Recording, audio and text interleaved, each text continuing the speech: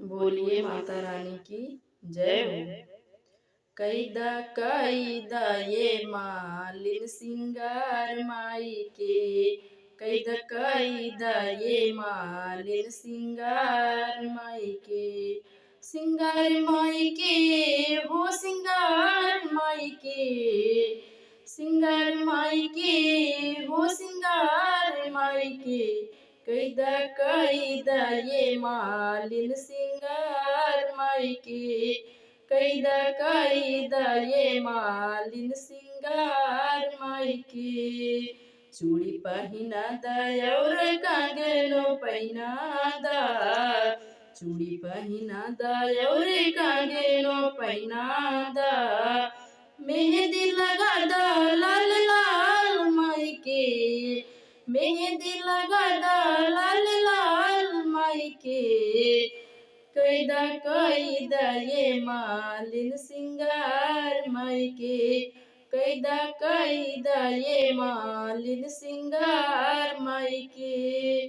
सिंगार माई के ओ सिंगार माई के, कैदा कैदा ये मालिन सिंगार माई के।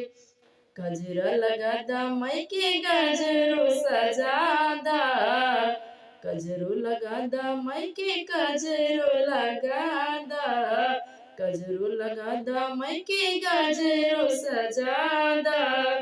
बिंदिया लगा दा लाल लाल माई के, बिंदिया लगा दा लाल लाल माई के।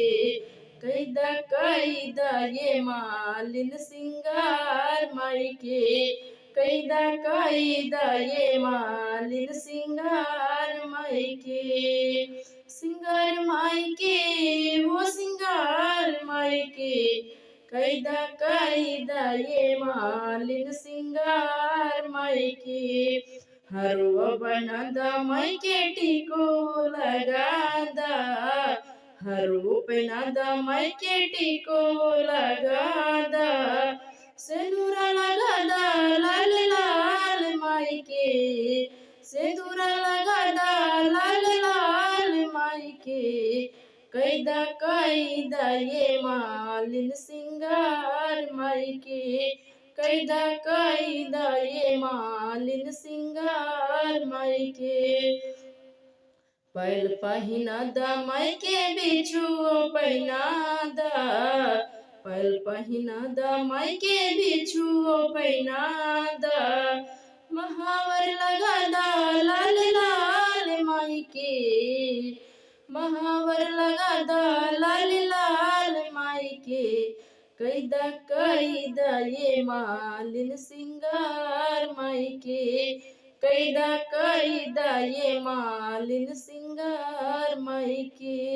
सिंगार माई के हो सिंगार माई के, कैदा कैदा ये मालिन सिंगार माई के। चोला पहिना दा और लहंगो पहिना दा, चोला पहिना दा और लहंगो पहिना दा।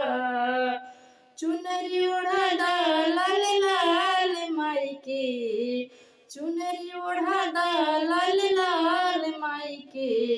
कैदा कैदा ये मालिन सिंगार माई के, कैदा कैदा ये मालिन सिंगार माई के। सिंगार माई के वो सिंगार माई के, सिंगार माई के वो सिंगार माई के। कैदा कैदा ये मालिन सिंगार माई के, कैदा कैदा ये मालिन सिंगार माई के। बोलिए जय माता दी। अगर आप लोगों को यह गाना अच्छा लगा तो लाइक सब्सक्राइब कमेंट जरूर करिएगा। Thank you.